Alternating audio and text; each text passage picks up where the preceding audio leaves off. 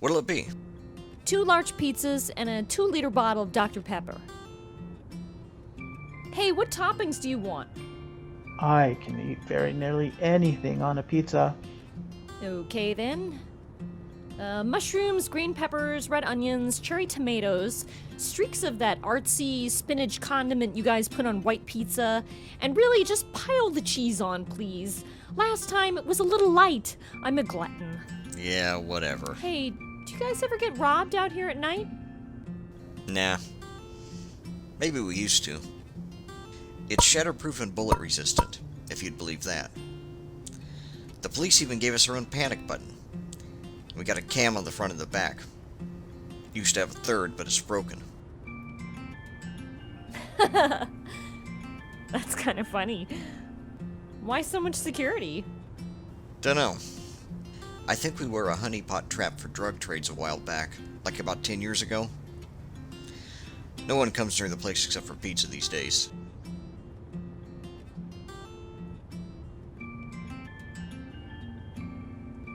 What are you wearing? A coat?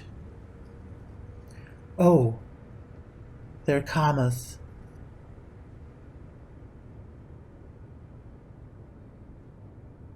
Are they Asian? Japanese. He's wearing gloves. Of course, because he needs to be completely impenetrable to the eyes. Calmly sharing lethal objects in close proximity to one another was an admittedly unusual way of making friends, but one supposed it proved that neither of us had any hostile intentions towards one another. They're about as simple as weapons get. Just naked metal filed to a point. The only thing that's special about them is their center of balance. I didn't really thank you. You were fast in helping me.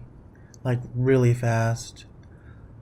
I would have been shot again, or caught, or even killed. Wait a minute. Again? Eh.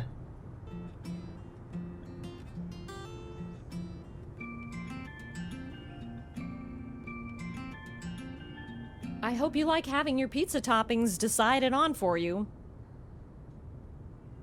Oh ho, Lawrence did not let me down this time. It is a little bathtub of cheese. You are going to eat your pizza with a hood on? That sounds really messy, and like your gloves are never going to get the grease out of them. But I suppose I should admire your dedication. Bon appetit!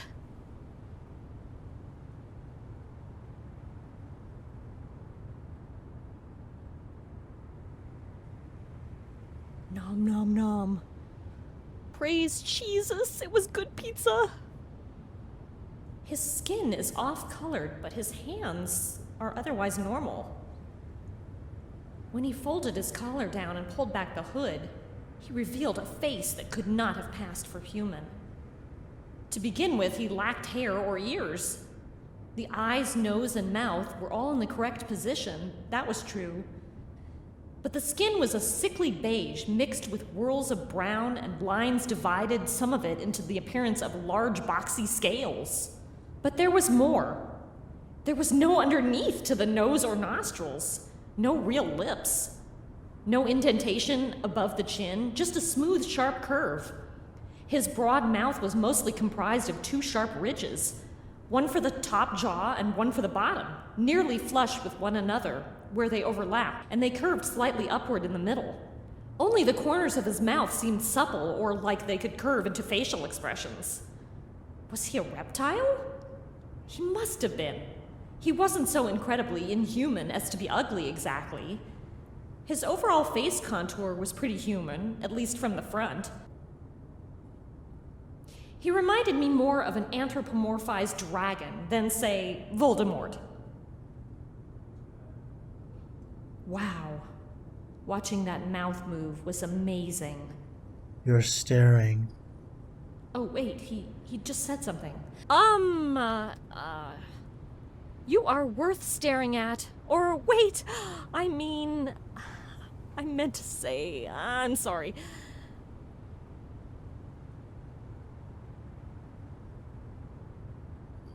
What? You're a turtle. You can tell that just from my face? No other reptiles have beaks. There was nothing ovoid or rounded to his shape, nothing one might expect of a turtle. If he had a shell under that coat, it must have followed the inverted triangular shape of a man. His waist looked too small for it to be otherwise. Wait, stop speculating. Well, now at least I have an appreciation for why you won't go into a restaurant. You aren't freaked out? Nah, you're not that scary, Sandro. Tell me who the hell I just ended up killing for you, though. They belong to a clan. A clan of ninjutsu practitioners who run most of the organized crime south of Manhattan. And they were definitely trying to kill me. If you get mixed up in anything here, you'll run into them. Are you, not from around here? No, just moved. Where are you from? Gotham, but I can't say it. Gotham! Wait. Gotham? I thought everybody from Gotham was crazy. Is that our reputation? Well, what says I'm not crazy? I don't need another demonstration.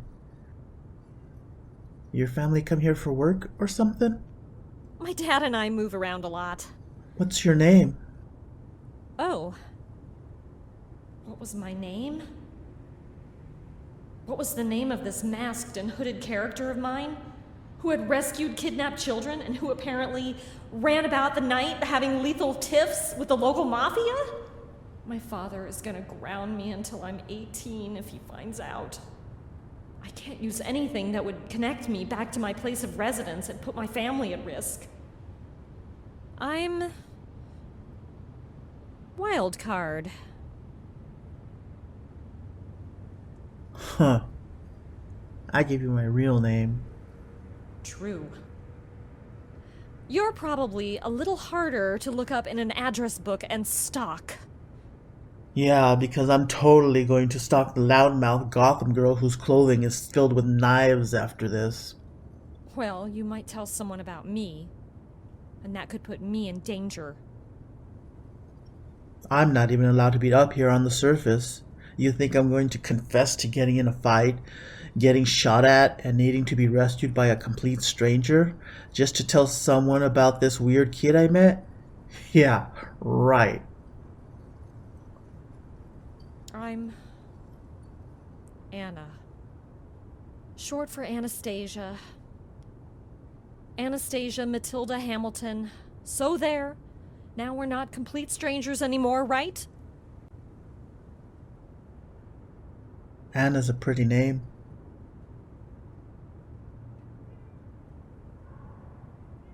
Can you tell me about what places I should avoid up here? I mean, if I don't want to get into trouble with this clan you've mentioned, and I don't.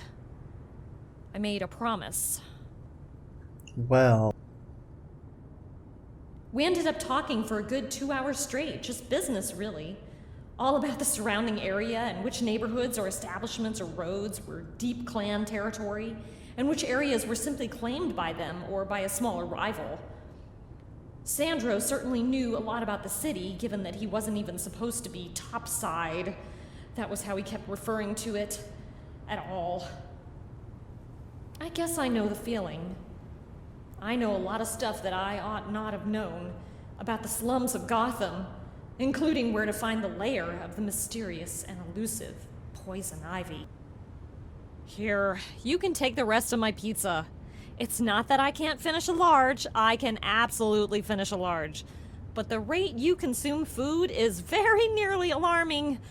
Besides, you are clearly hungry and much bigger. You'll make ample use of the calories. Let me get some ice cream added to this order.